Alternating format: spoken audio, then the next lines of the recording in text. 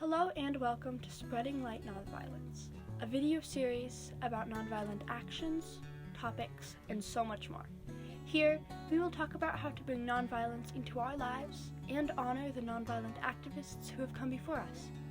I'm Savanna Holden, working with Bene's Changemaker Youth Grants, and I hope you enjoy.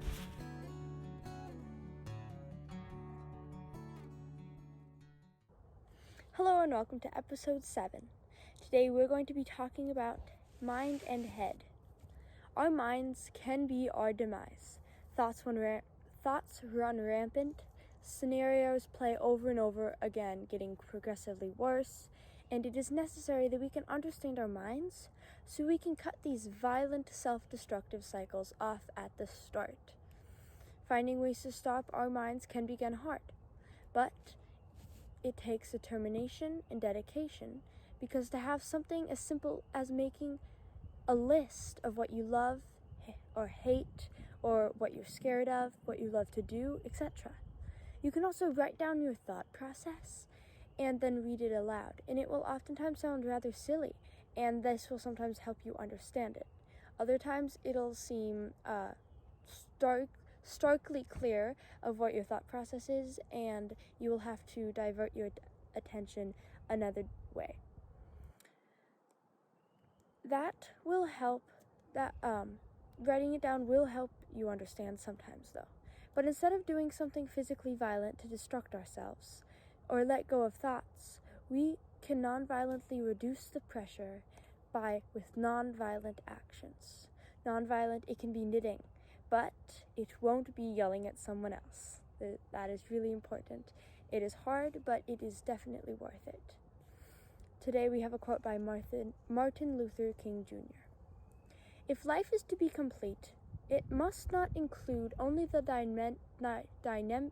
dimensions of length, but also the breadth of which the individual concerns themselves in the welfare of others. No person has learned to live until they can rise above the narrow confines of their individualistic concerns to the broader concerns of all humanity." So he's talking about how no one can learn to live until they can rise above the narrow confines of their individualistic concerns. One thing I do to help me practice this is if I'm feeling a very, very strong emotion in my mind, in my head, in my heart, and instead of yelling at the person I'm angry at, or instead of throwing something, what I will do is I will make a list, and I will say, I love the blue sky, and I love trees. And if I start saying, like, I love family, and the relationship issue that I'm having is linked with family, I will step away from that subject and say, I love leaves, and I love grass. And those simple things will help you recenter. And that center point is so important, to meditate and to pray and center off of the things you're passionate about.